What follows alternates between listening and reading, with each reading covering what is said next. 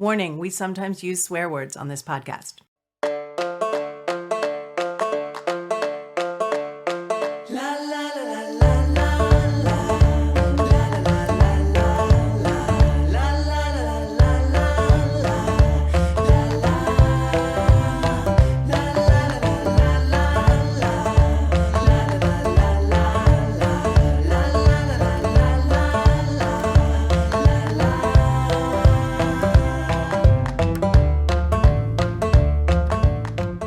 We're on cue. I'm Liz. I'm a music supervisor. I'm Trish. I'm a film director. And we are going to dish about music and movies and life. And we're in San Diego this week. We're in beautiful, sunny San Diego where the weather is so perfect that we can record our podcast outside.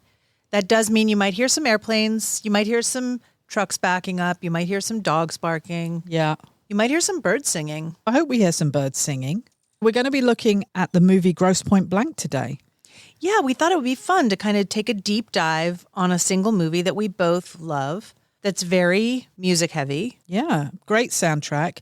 A very kind of British-centric soundtrack, I think. Yeah, very new wave. Real 80s new wave kind of feel. Yeah. Some great tracks on there. Dark comedy, isn't it really? Black comedy. Yeah, it's a hard movie to stick into a box because it has action and romance and comedy and a little bit of heart and some existential themes. There's a lot happening in this movie. Generation X movie. So 1997, directed by George Armitage. John Cusack plays the lead. He was kind of the it actor of the moment, really. I feel like he was coming off of having done all of these 80s heartthrob teen movies like Say Anything and stuff. And I'm guessing he kind of wanted to rebrand himself to have a bit more heft and have a bit more grit to him, which is, I think, why he signed on to this project. He was a producer on the movie. He worked with a lot of his longtime friends and collaborators, some of whom he went to high school with, actually. Yeah, that's right. And I think he felt that he could really have a hand in molding himself in a new direction a little bit with this movie. Right. Yeah, it is a bit of a departure for him. I think he's great in it. He's great in it. Minnie Driver's in it, Jeremy Piven. Joan Cusack, his sister, is fab in it. She plays his assistant and she's really funny. I love her. She is terrific. His other sister, Amy, is also in it. She plays a drunk in the Hippo Club bar. Yeah, and his brother as well plays a waiter in the Hippo Club. Exactly, the one that brings them their drinks. It's so funny that he brought his whole family. Yeah, I know. So yeah, I think this movie is really dear to him. He clearly had a serious stake in this movie, both in helping to polish the script and to actually get the thing made. I'm told that it was actually quite difficult to get it made. A lot of people didn't understand the movie, the fact that it was this violent comedy. You know, even though Pulp Fiction had just come out to tremendous success, I think people didn't quite know how to package this movie and how to market it. And so it apparently was difficult to get off the ground. Right. But I think it was really important to him. It's about a professional hitman who has to go and do one last hit. And it so happens to be in his town where he grew up, Grosse Pointe. And then he tries to go and rekindle his relationship with Minnie Driver, who he stood up 10 years ago when he was supposed to bring her to the prom. Well, I think it's worth noting that it is a happy coincidence, or perhaps unhappy, that his high school 10-year reunion is happening at the very same time he's back in town.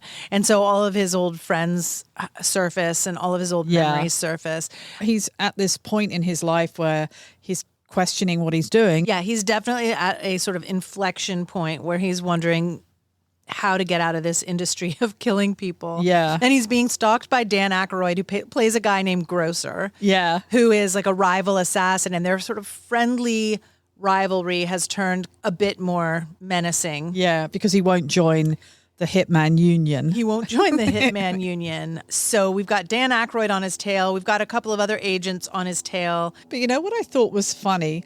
He does this a few times where he keeps bumping into people and they're like, oh, gosh, I haven't seen you for ages. You know, what you've been doing? And he said, oh, I kill people. And he just throws it out there and no one bats an eyelash. Okay. He absolutely never lies. Yeah. And never has a cover career. He tells people each time that he's an assassin. Yeah. It just says so much about everybody being so self-absorbed. It's almost like everybody in the whole entire movie is having a midlife crisis at age 28 at the same time. You know, it just feels like everybody is so dead inside. All of them are so disillusioned with their own careers and their own lives and so lost that nothing seems particularly ridiculous to any of them. Yeah. This movie's written by Tom Jankiewicz with other people too. I mean, there were polishes and other writers, including John Cusack in there. But I think it's interesting that this writer was an aspiring screenwriter who was living in LA, trying to make a go of it, working at a Big Lots and as a substitute teacher. And his own 10-year high school reunion was coming up.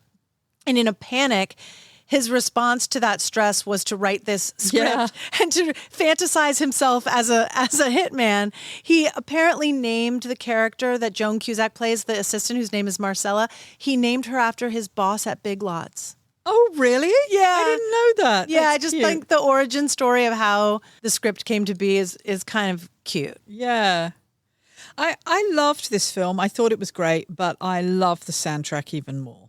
It is a really iconic and legendary soundtrack. Minnie Driver plays this character, Debbie, who's a DJ at the Grosse Pointe Radio or something. The radio station. She plays really cool music. I read a thing, actually. You know, when he turns up and he goes in and she's doing the radio show, that she completely improvised that kiss as he walks in and planted this big kiss on him. That wasn't in the script. I did know that. It's interesting because the director, George Armitage, first of all, he gave the actors a lot of room to improvise because they had written a lot of the script themselves. But also just as a director, I respect that. You get a lot of good stuff when you allow actors to improvise. And he said his goal going through this was to shoot 3 versions of the movie. The really safe scripted version that they had sort of all agreed upon and that had been financed. And then kind of a wilder version where the actors were let out of their cages a bit to do more of what they felt like doing. And then a completely unhinged, balls to the wall, God knows what's going to happen version. And the kiss, she instigated that. It was completely unplanned. And it was while they were doing this sort of third unhinged version. Right. And he said, in fact, most of the movie ended up being taken from that third channel where they let the actors just do whatever came to them, say whatever came to them. Yeah. And that kiss is one of them. Yeah. I didn't expect it. You don't expect that she gets stood up and he turns up for 10 years and she's going to go up to him and plant a big smacker on his lips. You don't. Well, and isn't that right when, is it the specials that's on? Yes, the specials are on.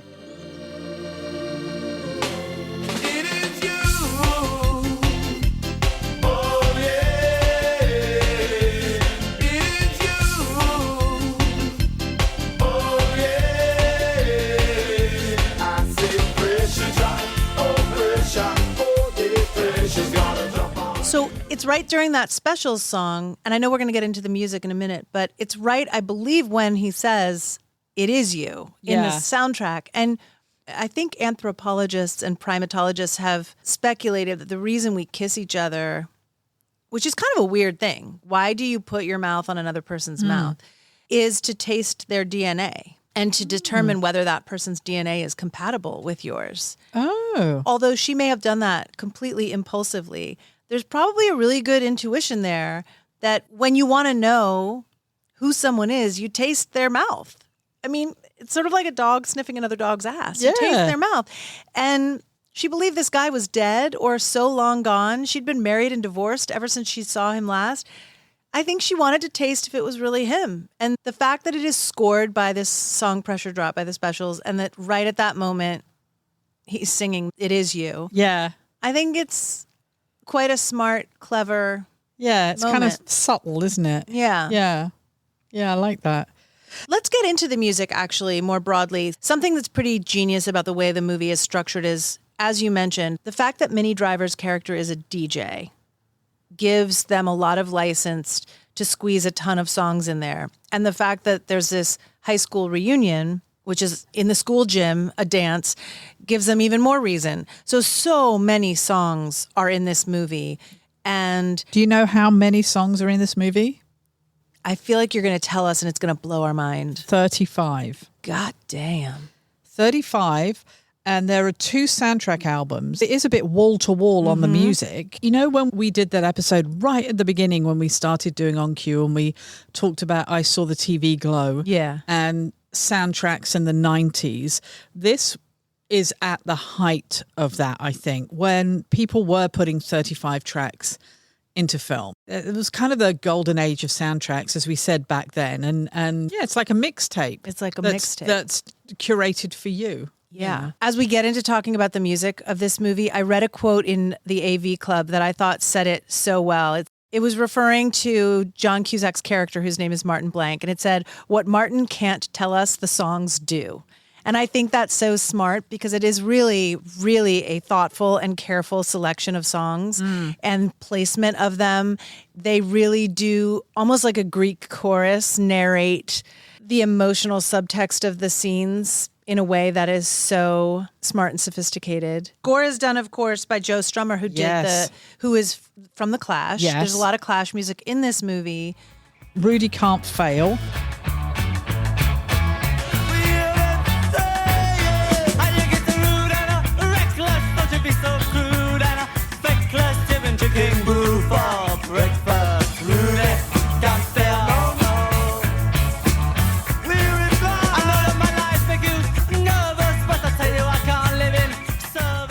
That plays when he reunites with Debbie at the radio station, and then their cover of Armageddon Time.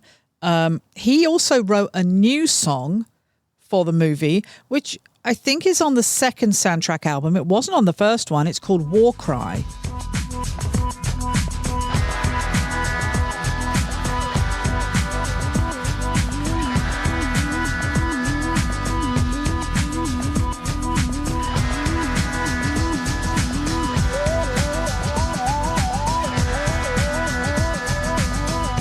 I feel like Joe Strummer gets a lot of credit for having created the soundtrack, even though there was a music supervisor on this film. The music supervisor was Kathy Nelson, who for me as a music supervisor was a bit of a god back in the day. Yeah, she did everything. She did everything. She did another favorite film of mine, Pump Up the Volume. Yeah. A queen of music supervision with great, great music taste. Heaviest of the heavy hitters.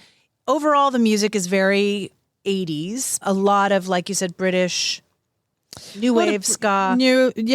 British bands, new wave. I think they must have had a decent music budget for 35 songs. Some big, big songs Huge on this songs. soundtrack.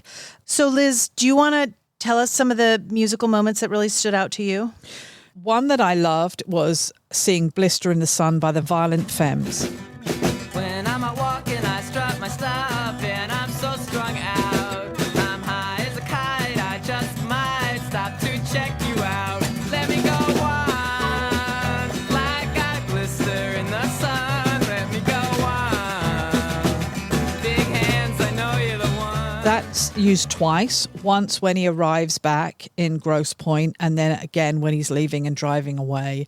My favourite track by that band. Yes. I love hearing that on a soundtrack. It's cool. There's these aerial shots of Detroit. Yeah. And the story's really getting going at that point. There's this nostalgic feel to that song, which is going to abruptly end when we get to the radio station where he goes to see Debbie and reality kind of crashes in. And he realizes that he has some serious hoops to jump through to find redemption. But at the moment when he's returning to Detroit, it feels like there's this big uplift in the tone. Yeah. It feels kind of positive, that moment in the film. Yeah, it does. Yeah. And there's these great shots of Detroit. They shot the movie in Los Angeles. Yeah. I know that Cusack really wanted to shoot in Detroit. It was not budget friendly to do that. And also, apparently, the actual high school in Grosse Pointe wouldn't let them shoot there because of all the alcohol in the movie. Yeah, I saw something like that. They said it would be inappropriate to show someone graduating from their school system to become a hitman. Yeah, they didn't love the messaging. The school that they ended up actually shooting at, by the way, my kids went to. It's Marshall High in my neighborhood. Yeah, they shot at a couple of different schools because they used the gym for one and the hallways for one. But all the exteriors, when he pulls up to the school and he's talking to his old teacher and all of that, is Marshall High School in my neighborhood, my kids' high school. Does it look the same? Yeah, it looks exactly the same because it's a big brick classic American high school. Yeah. Oh, how fun. So tell us a moment that stood out for you musically. I mean, there are so many great moments, but I think my favorite one is when he goes back to see his old childhood home and realizes that it is now a mini mart. And Guns N' Roses' 1991 cover of Live and Let Die is playing. But if this ever-changing world in which we live in makes you give in and cry, say live and let die.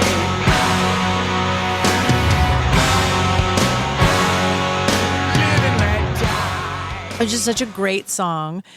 But also it's a James Bond theme. Yeah. And so the fact that Cusack's character is basically like a dark, moody version of James Bond is so perfect there. And then when he walks into the mini mart, the track seamlessly switches to this kind of Muzak-y version of the song, which is instantly EQ'd as he goes through the doors to become source music, as if it's playing through the speakers in the shop itself.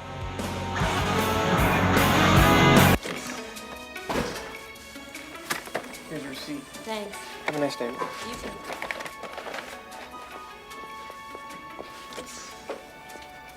And it's just such a genius use of song and sound mixing and storytelling and wink, wink, inside jokes referencing other movies and characters. It's a perfect moment. I think it's my favorite moment too. It blends seamlessly from one version to the next. You know what I also love is when he returns to the Unimart later in the film and Ace of Spades is playing by Motorhead.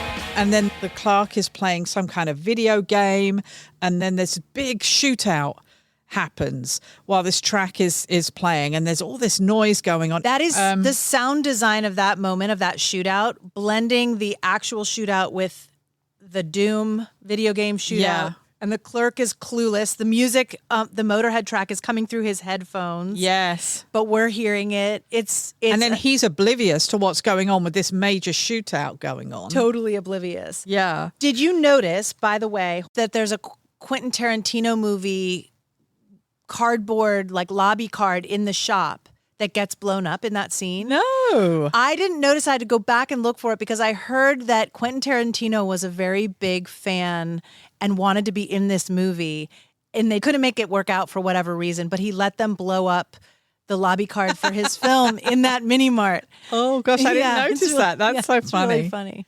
Oh, I mean, that bit at the end where he just turns around and there's a bomb in the microwave. Exactly. Yeah, and then you get those last minutes of Ace of Spades playing as he then runs out and the whole thing blows up. It's genius. The action sequences in this movie are really top notch. Yeah. I think it's interesting. I'm jumping around a bit, but I think it's interesting that the last big action sequence, which happens in Debbie's house, this is Minnie Driver's character, and it turns out, spoiler alert, that her dad is the hit that Martin has come to kill. He didn't really realize it until last minute.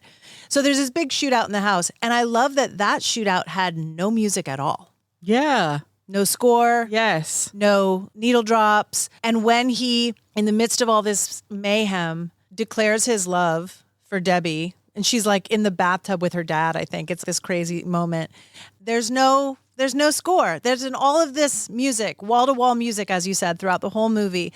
And in this big final moment when the stakes couldn't be higher, both for his life and his love, they let it play dry. Yeah. And the dad gives his blessing. And there's no orchestral score. No. There's no punk rock moment. It's musicless. Yeah.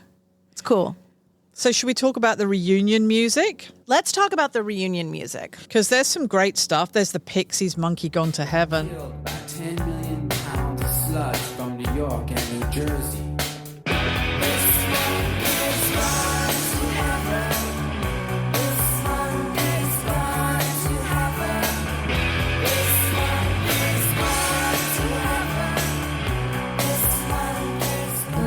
favorite. You know I love the Pixies. Yeah. The Beat, or English Beat as they're known here. Now that track, Mirror in the Bathroom, that plays whilst he's beating the shit out of another guy that has come to kill him. Mirror in the bathroom, I just can't stop it. Every Saturday you see me window shopping. Find no interest in the rags and shells, just 1,000 reflections in my own sweet self. Felix Poubelle. Felix Poubelle. Great He is name. called Felix Poubelle. Now, the actor who played Felix Poubelle was Cusack's. Did you know this? Yeah, he was John Cusack's kickboxing coach. His name was Benny the Jet Urquidez. He had 9 black belts and was a competitive fighter in the 60s and 70s. And then he started acting in movies. That guy's face is incredible. I know. It's bonkers, isn't it? And I love this whole idea, again, that the songs are kind of telling us what the deep down meaning of the scene is. That right when he's stabbing the guy, John Cusack is looking in a mirror, essentially. He's realizing exactly what a monster he is. And this is right before the love of his life comes out and sees him and realizes what a monster he is. Yeah. And Dave Wakeling of the English Beat, who wrote that song, said that he wrote it when he was just like shaving one morning and his door was locked and he was staring at his face in the bathroom and he was like, it's just you and me, man. So it's a great song for that spot. It's another place where they really chose something with a lot of layers. Yeah. Okay, let's talk a bit more about the music at the reunion. So Pixies' Monkey Gone to Heaven, the beat whilst he's beating the shit out of that guy. Nana, 99 Luftballons. That Pete Townsend track, when they're having a slow dance to that. When people keep repeating that you'll never fall in love, when everybody keeps retreating, but you can't seem to get enough. Let my love open the door. Let my love open the door. Let my love open the door to your heart. I love that track. I'm not a big Who fan and I'm not a huge Pete Townsend fan, but I love that song. I love a bit of Susie and the Banshees, a bit of Tones on Tail for me with the cloth hat on. I love that. I think if my school reunion had all that music playing, I would be very, very happy with that. It would be more likely to have a touch of Lionel Richie or Berlin or maybe even a bit of Jeffrey Osborne. I was going to say my one criticism maybe with this movie, I can suspend my disbelief for the violence and the ridiculous high concept of this guy being a hitman with a long lost love in Michigan. I can buy all of that. I can't buy that your high school reunion would have this kind of musical taste. You know what? If I was the DJ at the high school reunion, it would have. I know it would have. But yours... how many people are lucky enough to have Liz Gallagher as the DJ of their high school reunion? Well, I mean... And when you see the people at this high school reunion, you just don't buy it. There's a disconnect. They're not cool enough. I buy it. They don't deserve this soundtrack. But it made it more enjoyable for us because if we had to listen to Lionel Richie and Jeffrey Osborne and all of those things, do you think that would have worked with him being a hitman? I mean, what would you prefer at your high school reunion? I mean, you know that I love Lionel Richie and I love Jeffrey Osborne. I know you do. But let's face it, this is cooler. What else would you have at your school reunion with Lionel Richie and Jeffrey Osborne? I would have gone heavy on the hair bands. I would have had a lot of Poison. I would have had Skid Row, Motley Crue. I probably would have had a lot of Guns N' Roses. Def Leppard? Yeah, a bit of Def Leppard. A little bit of Def Leppard. I probably would have had some Winger. I probably would have had some White Snake.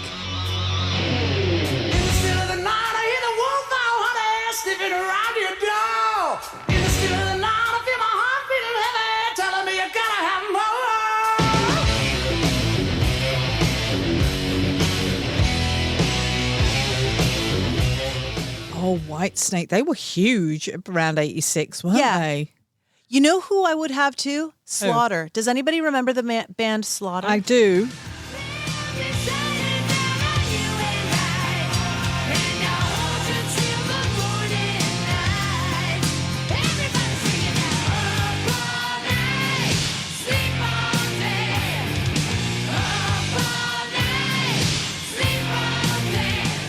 They would have been in my playlist. Oh, I'd have had a bit of Prince as well. Yeah. I'd have plopped a bit of that in there. I feel like Prince is the great bridge between everything. Yeah. If he you could don't work like at your Prince- reunion and he could work at my reunion. Prince goes everywhere. Yeah. Yeah. Well, I'd come to your reunion with that soundtrack. You'd listen to Slaughter and Whitesnake with me? I would love to, actually. I think it would be fun. I got to meet Kip Winger once. I said, please excuse me, I didn't get your name. Oh, be a shame not to see you again. And just when I thought she was coming to my door, she whispered sweet and brought me to Did you? Yeah. What was that like? I was so starstruck that I could barely talk. But we went to lunch. I was going to do a music video for him. So I wanted him to drive around in like a really shitty, souped up Honda. And I would shoot him in all parts of town in this really beater, old, nasty car. Oh. And then I wanted him to like dance on the hood of it. And I guess that wasn't what he wanted What to do. did you take inspiration from? It was just going to be like him cruising Okay. in like a banger, Yeah. like a beat up car. He didn't want to do it. He maybe wanted more of a fancy car. Yeah, I think it wasn't his vibe. But we had a nice lunch, went to a Mexican restaurant. Oh, lovely. Yeah. So what, any other favorites of yours that we haven't talked about yet? Well, I feel like at the reunion, we should mention what happens with that baby. Oh, that's so lovely, isn't it? Yeah. So here he is standing on the edge of a absolute crisis of morality and principles and values and his place in the world. And he meets an old classmate of his and she has her baby with her. And she asks him to hold the baby for a second while she grabs the bottle.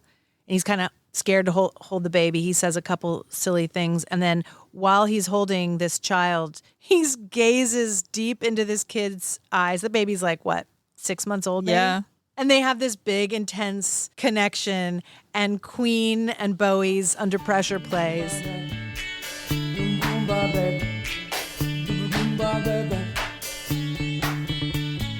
pressure, pushing down on me, pressing down on you.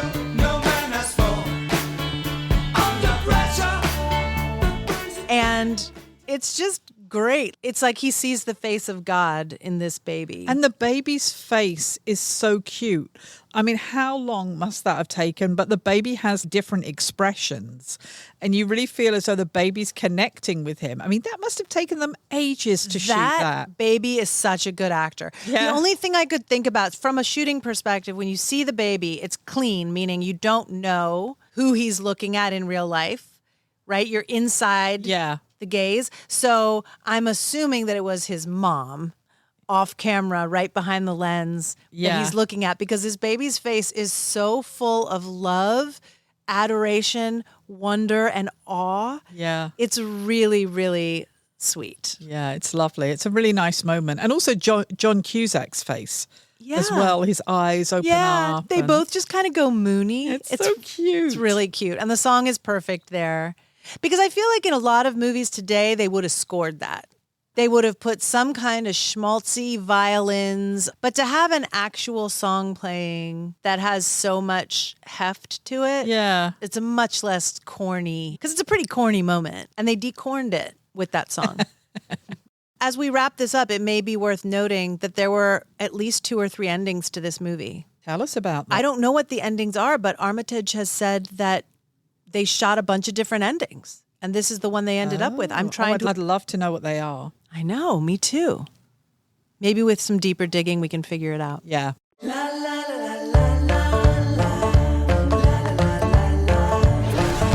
So it's time for our cocktail. I challenged you, Trish, to make a cocktail from any ingredients on our bar. And I have something in front of me, which is a really lovely colour, actually. It's a lovely pinkish colour. And I mean, I got to give it to you. You just went up to that bar, you had a bit of a mooch around, and you put this together. So tell us what it is. It's called the Strummah. Okay. Based With on an English accent. with a Liz inflection, named after Joe Strummer from The Clash, who did the score and helped assemble the soundtrack of Grosse Pointe Blank. So it's called the Strummer or the Strummah. Cheers. I haven't tasted it myself. Okay, our first cocktail of 2025. Yeah. Actually, that's not bad at all. I quite like that. It's a little on the Robitussin side for me. You know Shades what? of cough syrup. I'm not going to lie, it's better than I thought it would be. Remember when you're little and you go into the kitchen and like go through the spice cabinet and the produce drawer and the baking ingredients and just throw together something gross and make your parents taste it? This had a little of that for me. Raiding your liquor cabinet was really fun because you have a bunch of stuff that I don't have, but maybe I put too many things in a glass. Okay, so tell us what's in it. Well, I saw that you had this big skull full of vodka, which is Dan Aykroyd's brand, right? That's right. Crystal Head. Crystal Head. So given that Dan Aykroyd has this great role in Grosse Pointe Blank, it seemed like I was being absolutely commanded to use that as the base of this cocktail. Okay. So vodka, use Dan Aykroyd's if you want. We did. And then I thought I would go on off of like a twist on a martini. So I put in some dry vermouth, some Chambord, and then I found this stuff that I've never heard of in this very small, weird little square bottle. Oh, yeah. Called SM Novella Alkermes. We got that on our honeymoon in Florence in 2012, and we hadn't opened it. So thanks for opening that. Oops. Oops. Oh my God, I just opened your special bottle. No, it's nice. Is that what gives it the pink color? Well, the Chambord, I also put Chambord in there. Yeah. Yes, this stuff is pink and the Chambord is pink. Purple. Yeah. And then I put a touch of lime juice just to kind of like give it a little bit of brightness. So I don't know. I give it a C+. I actually would give it more than a C+. I think I like it more than you. I mean, I'm going to drink it. Yeah, me too. I don't actually dislike it that much. It's got a bit of a medicinal I think the tinge to it. combination of the Chambord and this Novella stuff, which I guess is like an herbaceous liqueur, I think is giving it a little of that medicine cabinet flavor. Maybe we just needed one or the other. Probably. Yeah. Well, I like it. Thanks. Thanks for letting me go to town in your liquor cabinet. And sorry I opened your precious special 15-year-old honeymoon stash. I know. I'm happy you did. And we need to finally drink it.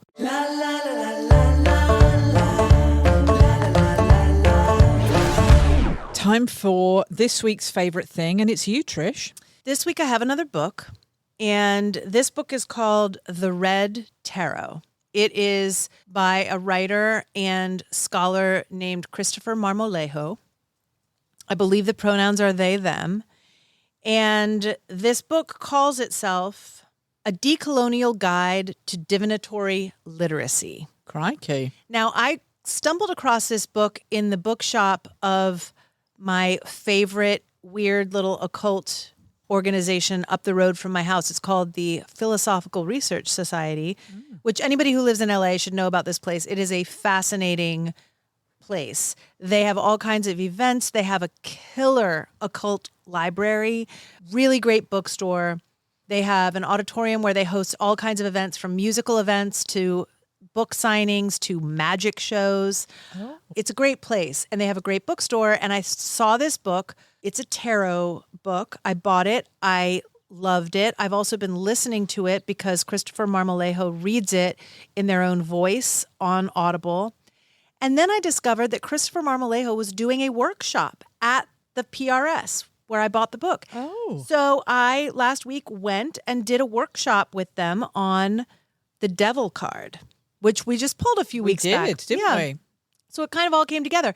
Anyway, this book is a very, very well-researched, very insightful and interesting take on tarot. I don't recommend it for beginners. I think that if you already have a pretty good relationship with your deck and you already have a pretty good handle on what the cards mean in your experience, then this is a very, very interesting way to deepen your understanding. It's a bit scholarly, actually a little academic, a lot of really big words. I had to look up some of these words. Wow. It's written in very dense prose. So it's a thick read. It really centers queerness and liberation decolonialization. It's very much about kind of lofty ideas of humanity and rethinking the structures that we live under. And, it's a much more expansive way of using the tarot cards. But it is just so incredibly rich with excellent research and wisdom. So if you're looking for a new tarot adventure, anyone out there, and you feel like you've read everything there is to know about every card already, this book has something new for you. It came out in March, so it's a new book. And I'm such a big fan of Christopher Marmolejo themselves.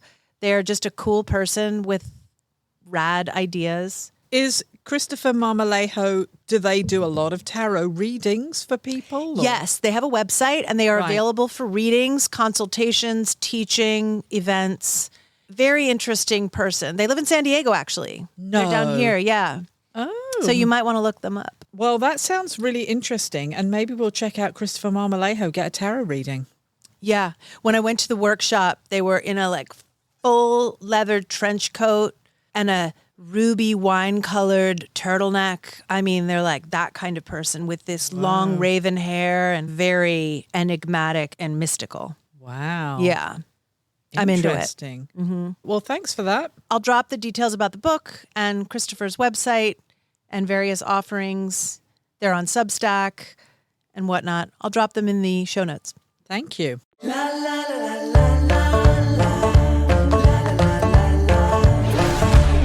It's tarot time. It's tarot time. I'm still enjoying this cocktail, Trish. I'm so glad it's grown on you, huh? I know you're a bit down on it, but I think it's a winner, actually. Look. I quite like it. I sucked mine down. You did, didn't you? I took my medicine like a good girl. All right, so what's on your mind? New Year's resolutions. It's pretty hard to stick to them. What advice do you have on New Year's resolutions? I think Snow should pick the card, my white Labrador. Liz's dog, Snow, is going to pick the card. Excuse me, hang on. Snow has picked the Tower. Oh. This is about the biggest, nastiest card in the whole deck. Truly the card that everybody dreads. It is lightning bolts hitting a huge Rapunzel-looking tower and people flying out upside down. It's utter chaos and destruction. So there's a couple ways we could look at this. The fact that you asked how to stick to your resolutions and got the Tower card, maybe the deck doesn't want you to see it that way. Oh. How does it want me to see it? The whole idea of resolutions, we flip a page in a calendar, this man-made thing that we created, and now we're going to turn over a new leaf, new year, new me kind of shit. Maybe that's just not the most useful way to look at making the changes we want to make. I think growing, changing, evolving, developing new habits, breaking old bad habits and toxic ones is a great thing. Yeah. But I do think the New Year's resolution framework is hard for a lot of people because it sets up expectations that we can't necessarily sustain over the long haul. And it's a very man-made structure like this tower that's crashing down.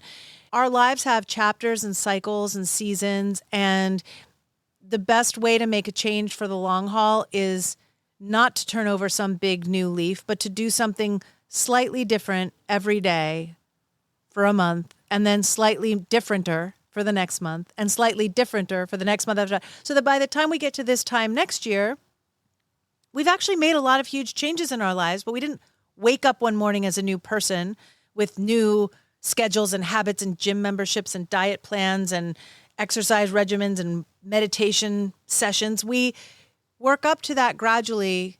You don't walk into a gym and say, I'm going to go lift that 700-pound barbell because I have the will to do it. No, you work towards that. So maybe we all just need to jump out of the tower before it comes crashing down, jump out of the tower of our sort of expectations about New Year's resolutions, and just do something gentler and smaller, but that we feel we could do every day for a year. Okay. Do you feel that you could eat raw vegetables for lunch every day for a year? Probably not. I can't. No. Do you feel that you could go to the gym for 2 hours every day for a year? I couldn't. Absolutely not. But do you feel that you could do a minute of meditation, or do you feel that you could skip dessert once a week, or whatever this thing is? I think it's about manageable steps Okay. And not falling for this bullshit. You know, so many companies make so much money this time of year selling us food that gets delivered to your door, gym memberships, weight loss apps, non-alcoholic cocktail options. And there's nothing wrong with these things, but we're cogs in a wheel to make money. You know what I mean? It's kind of bullshit. Yeah. Okay. Bang goes the New Year's resolutions.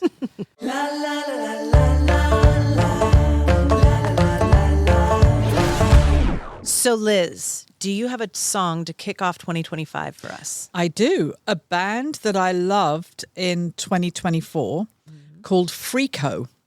The track is called Pride Trials. Frico are Nico Capitan and Bailey Minzenberger. They're from Chicago. This track is taken from their expanded edition of their debut album, released on ATO Records in November last year. Okay. Apparently it was one of their first tracks that they ever wrote in 2019. It went through several iterations and it ended up where it is today, but I know it's a very, very special track to them.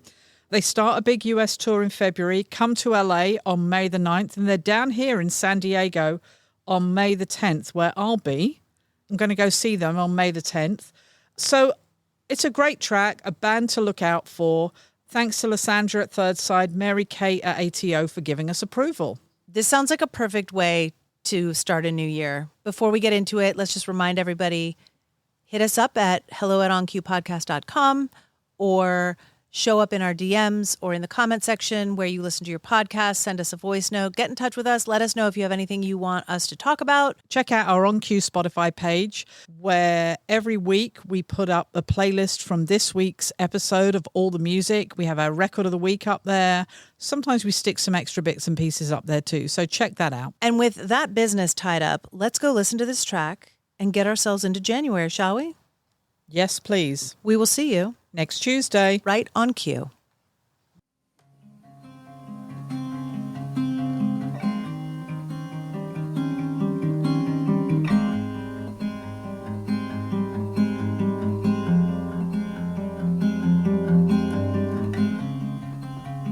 Leave it alone, leave it inside.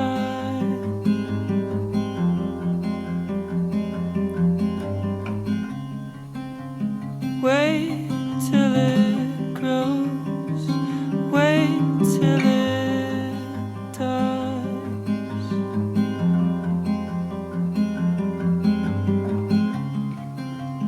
Just like the boy tied at his tongue.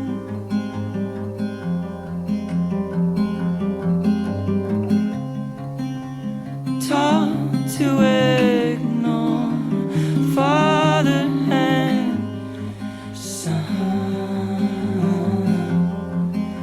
Before you descend, can these pride trials end? Can we try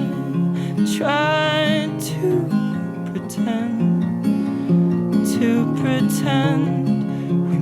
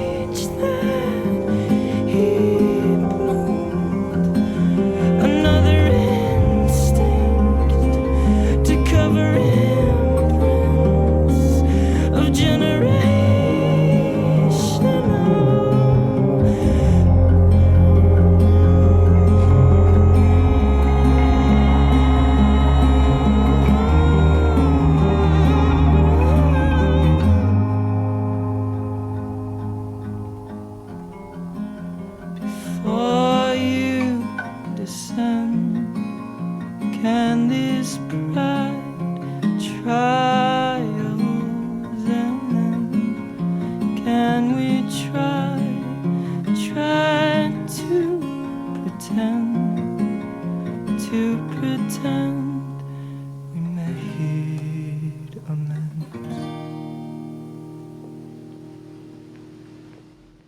On Cue is produced and edited by Kathleen Gallacher.